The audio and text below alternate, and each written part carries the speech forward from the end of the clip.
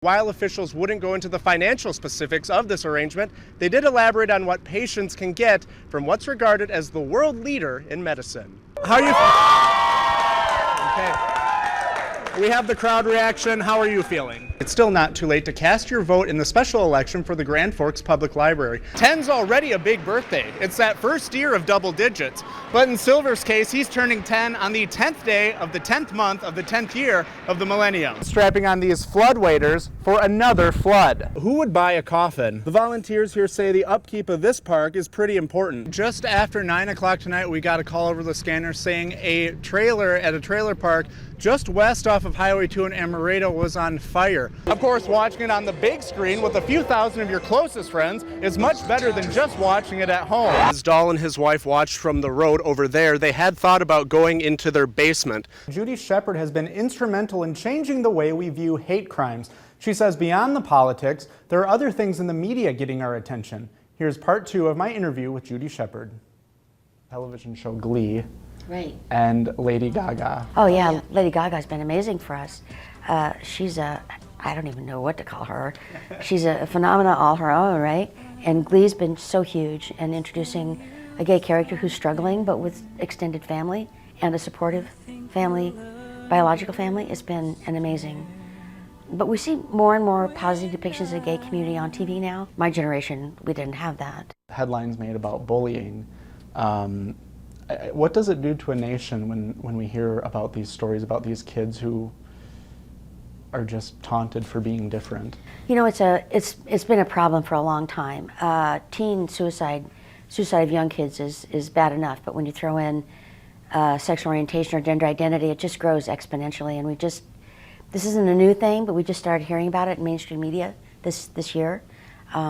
It's a tragedy. It's a loss of humanity. Because when you get right down to it, the bullied and the bullies they all start as someone's child. Well, they do. And bullies have issues or they wouldn't be bullies. But if we just send them home and then bring them back without addressing those issues, we've not accomplished anything. It's time to stop making the bullied the victim and to try to help them become someone who can actually fight back. That's so gay. And we hear that, and it starts that way, and it can really get to a different level. It does escalate very quickly if we don't call people on it, especially certain people. It's become so much a part of our vernacular, that's so gay, that we need to challenge, especially our young kids, to think that that is not a proper way to speak about anything. Judy constantly challenges the political world. In 2009, President Barack Obama signed the Matthew Shepard Act into law, expanding hate crime laws to include crimes motivated by a victim's actual or perceived gender, sexual orientation, and gender identity. A legacy she's created for him. If I weren't doing this, Matt would be doing this, and I just try to do him justice. We all know him as Matthew Shepard, yeah. But to you, he was Matt. Who was your Matt? He was a smart, funny, handsome young man who loved to argue and debate, ask questions, and sort of upset the apple cart frequently. That was his goal in life, I think.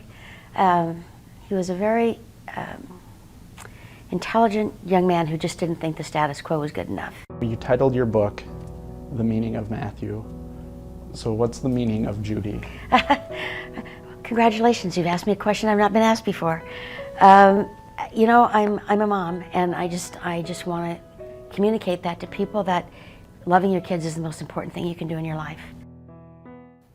The two men who killed Matthew Shepard, Aaron McKinney and Russell Henderson, are both serving 2 life sentences without parole.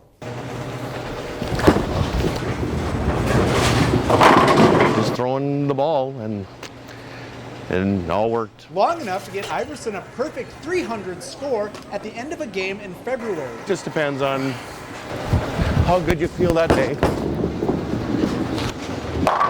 About a week later, he got another perfect 300. Then again after another week. Then, number 4. To do 4 of them in 26 days is a feat that I don't think anybody's done around here. You know, getting a 200 game is probably a good game for us. You know, and we're amazed with that, because let alone the 300 and then that many in that short period of time was kind of cool. I just got friends congratulating me and telling me how amazing it is, and to me it's bowling. And it has been since he was 5 when he picked up his first ball. He learned a valuable technique in the 36 years since. Repetitions, to keep on throwing. Now I have to wonder, how hard can rolling a perfect game be? Some people it's easy, some people it's tough. Not so tough for Iverson. About an hour after this interview, a 5th perfect 300, 9 days since his last one. Schools in Minnesota, like Crookston High School, say not passing a proposed referendum levy could make trouble in the next few years. That one.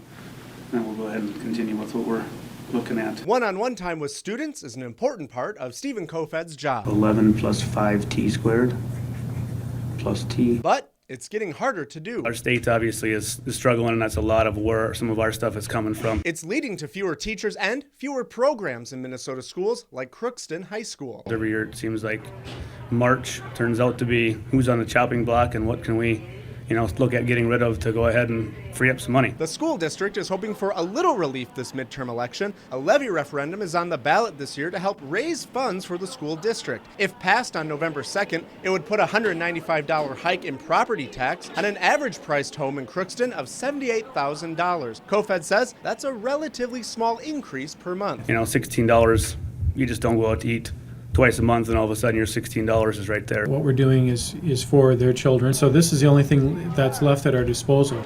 The Crookston School District has already cut $2 million in programs and let go of 12 teachers in the past 2 years. 30% of our budget money is held back by the state and used to balance the state's budget.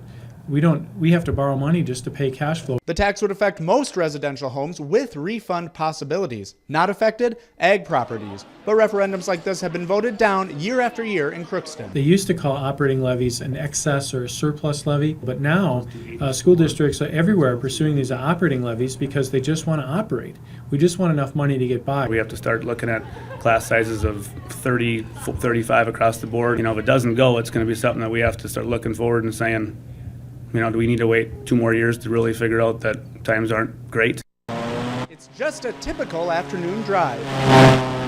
This shuttle service has spent the day navigating through floodwaters. Pretty much. It's been since 7:30, 8 o'clock this morning. Surrounding flooded roads aren't an issue because where we're going, we don't need roads. And we know that it's eventually going to be an island here. This airboat is the only way to bring people and supplies into Oslo, Minnesota, where the river level is at 37.98 feet, closing the only 2 roads into town. Floodwaters cover the ditches and fields surrounding the now isolated town. But if you ask the people in Oslo about it, It's just a yearly thing. It's just like another season. for the 3rd year in a row, a group of 100 people have already temporarily moved out of town. But these waves have carried another group in, the National Guard, who are working to help this town prepare for what could come. We don't know about an evacuation. We're going to be ready for it if it does happen. Hectic is a best way to describe it. Kazmatka says temporary levees are in place and will protect Oslo up to 42 feet. Still, morning meetings and monitoring river levels make the flood fight far from the typical 9 to 5. In the next coming days, there'll be a whole lot of dike patrol.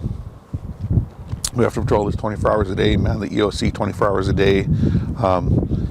That's our main concerns right now. This boat ride might look fun at first, but as the mayor puts it, It's just getting kind of old. and like Charlie said, now it's at 38 feet. And according to the mayor, there's only a 1% chance of Oslo being evacuated. So how's the National Guard preparing just in case that 1% Well, remember becomes those, the real deal? Yes, remember those fire drills in school? Yeah. They are having the drill of their own. It's a mock evacuation.